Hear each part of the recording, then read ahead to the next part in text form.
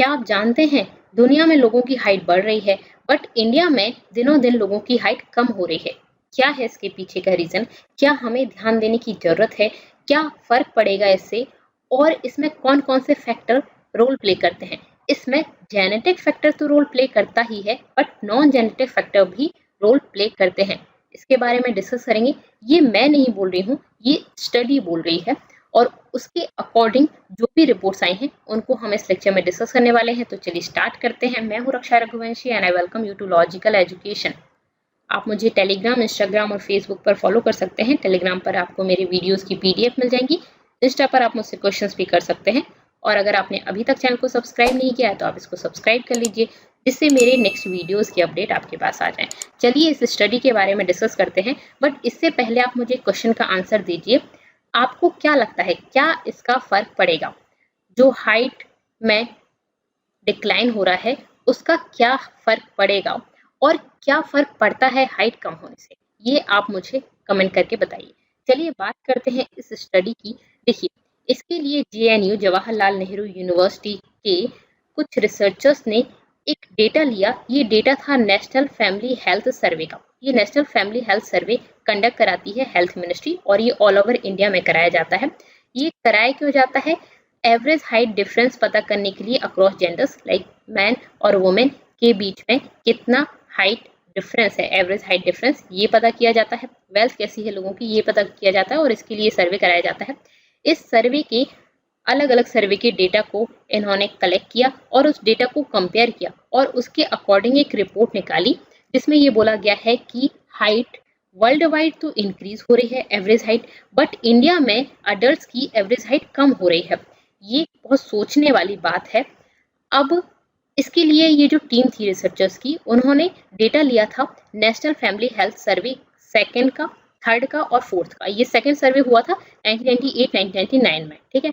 उसके बाद थर्ड सर्वे 2005-06 और फोर्थ सर्वे जो था वो 15-16 में, मतलब कि 1998 से लेके 15-16 का हमने डेटा कंपेयर किया। ये उसके बाद 5-6 वाला और 15-16 वाला, ठीक है। तो इनमें क्या पता चला? ये जो स्टडी है ये पब्लिश की गई थी इस जर्नल में, ठीक है। और इसमें कंपेयर किया गया था दो एज ग्रुप को, मतलब कि एज ग्रुप इसमें डिवाइड किए थे। 15 to 25 एज का एक ग्रुप बना दिया और दूसरा ग्रुप कर दिया 26 से लेके 50 ईयर्स के लोगों का, मेल फीमेल दोनों का, मेल और फीमेल दोनों का ही ये एज ग्रुप बनाया गया और उसमें कंपेयर किया गया कि किस तरह से हाइट का एवरेज बढ़ रहा है या कम हो रहा है, मेल और फीमेल दोनों की। तो इंडिया की इस रिपोर्ट में पाया गया कि इंडिया की जो एवरेज हाइट है वो डिक्लाइन हो रही है। अगर हम मैन की बात करें तो दोनों ही 15 से 25 वाला एज ग्रुप और 26 से लेके 50 एज ग्रुप वाला जो ग्रुप है, उस दोनों की ही एवरेज हाइट डिक्लाइन हो रही है। यहाँ पे 15 से 25 की अगर हम बात करें तो 1.10 सेंटीमीटर डिक्लाइन हो रहा है और 26 to 50 का 0.86 डिक्लाइन हो रहा है। ये एवरेज आ रहा है, देखिए आप, एवरेज आ रहा है ये, ठीक है।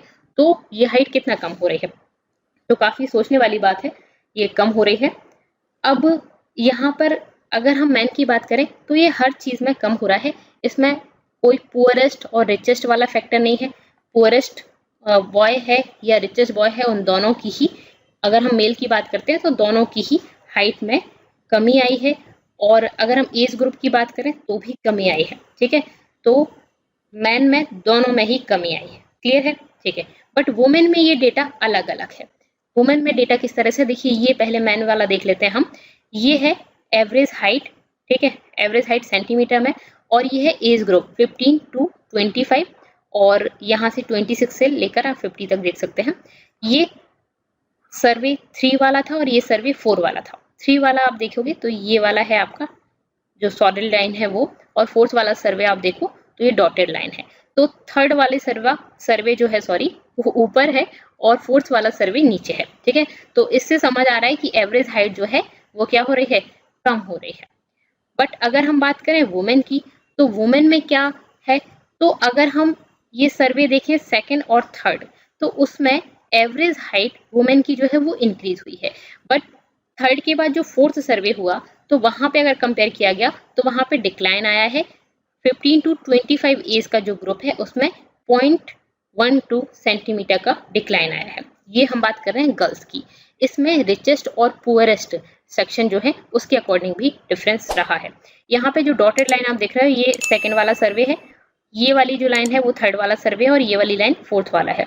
तो सेकंड और थर्ड में अगर आप देखोगे तो इम्प्रूव हुई है, सेकंड से थर्ड वाला, मतलब कि पहले इम्प्रूव हो रही थी गर्ल्स की हाइट, बट बाद में क्या हुआ, बाद में कम हो रही है। ठीक है, तो सेकंड से थर्ड सर्वे, मतलब ये सेकंड सर्वे कब लिया गया था, 1998-9 में लिया गया था। ठीक है, 98। उसके बाद 2005 और 6 में जो सर्वे लिया गया उसमें हाइट बढ़ी, बट फिर उसके बाद अगर हम बात करें 15-16 की, तो यहाँ के यहाँ इधर से अगर हम इधर आते हैं तो हाइट फिर कम हो रही है। ठीक है, तो यहाँ पे एज ग्रुप अगर हम बात करें 15 to 25, तो उनकी एज कम हुई है। ठीक है, क्लियर है, ओके। और कितनी कम हुई है, 0.12 सेंटीमीटर।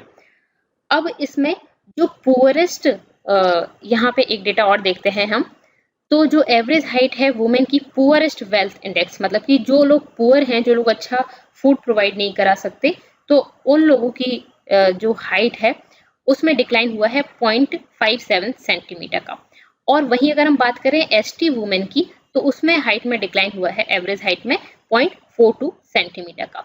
इसमें हाईएस्ट है अमंग एसटी वुमेन। ठीक है, तो एसटी वाली जो वुमेन है, एसटी वाले जो लोग हैं, शेड्यूल ट्राइब वाले, वो गवर्नमेंट की जो भी स्कीम्स हैं उनका बहुत अच्छे से फायदा नहीं उठा पाते। एक रीजन वो भी है, इकोनॉमिकली और एजुकेशनली वो जो ग्रुप है वो डिसएडवांस्ड ग्रुप है। ठीक है, इस वजह से भी उनके पास उतना अच्छे से फूड वगैरह नहीं प्रोवाइड हो पाता, वो लोग पुअरेस्ट हैं ऑलरेडी। ठीक है, अगर किसी को गवर्नमेंट की स्कीम्स का फायदा भी मिल रहा है तो वो क्रीमी लेयर को मिल पाता है। ज़्यादातर लोग तो एजुकेशनली बैकवर्ड हैं, वो पसंद ही नहीं करते। ठीक है, जॉब वगैरह करना या फायदे लेना या उनको पता ही नहीं होता, तो इस वजह से वो लोग फायदा नहीं ले पाते हैं। ठीक है, यहाँ पर रिसर्चर्स ने बोला कि जो ये हमें इसके लिए और स्टडी करने की ज़रूरत है कि क्यों ऐसा हो रहा है, हमें इस पर ध्यान देने की ज़रूरत है। ठीक है, तो एससी और एसटी की जो गर्ल्स हैं उनमें ये देखा गया, लेकिन एसटी में सबसे ज़्यादा देखा गया, और पुअरेस्ट जो लोग हैं उनमें भी सबसे ज़्यादा कमी आई है हाइट में। ठीक है, तो जो रिचेस्ट लोग हैं और जो पुअरेस्ट लोग हैं उन दोनों में काफ़ी फर्क पड़ा है। तो आप बोल सकते हो कि अमीरी गरीबी से भी काफ़ी ज़्यादा फर्क पड़ा है इस चीज़ में। अब जो स्टडी है उसमें काफ़ी सारे एरियाज बताए गए हैं, लाइक मैंने आपको कास्ट वाला एरिया तो बताया ही, वेल्थ वाला एरिया भी है, जो पुअरेस्ट हैं उन लोगों की हाइट कम हुई है, जो रिचेस्ट हैं उनकी हाइट एवरेज हाइट जो है वो बड़ी है। रिलीजन के अकॉर्डिंग भी है, ट्राइब का आप बोल सकते हो, ट्राइब के अकॉर्डिंग भी है, तो उस हिसाब से जो एवरेज हाइट है वो ड्रॉप हो रही है। यहाँ पर हाइट का जो मेन फैक्टर होता है वो तो होता है हेरिडिटी। हेरिडिटी का मतलब है कि आपके पेरेंट्स की अगर हाइट कम है या ग्रैंड पेरेंट्स की हाइट कम है तो आपकी हाइट कम होगी, अगर उनकी ज़्यादा है तो आपकी ज़्यादा होगी।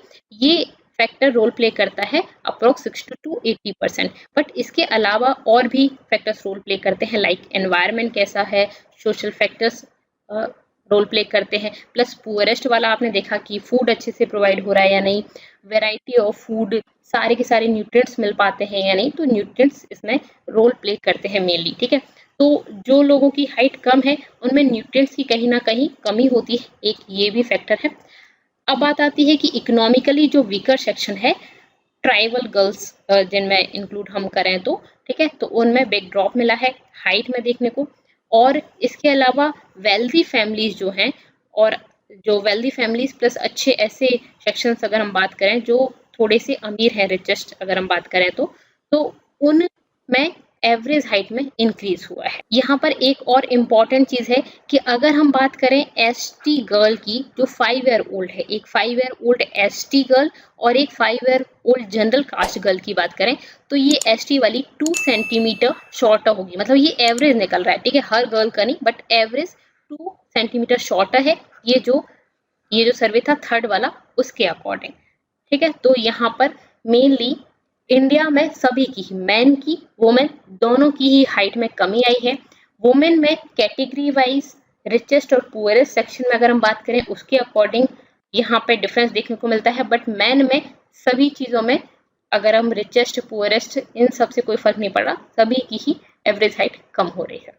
ओके, तो यहाँ पे हमने ये डिस्कस किया, ये काफ़ी इंपॉर्टेंट चीज़ है, काफ़ी ध्यान देने वाली चीज़ है।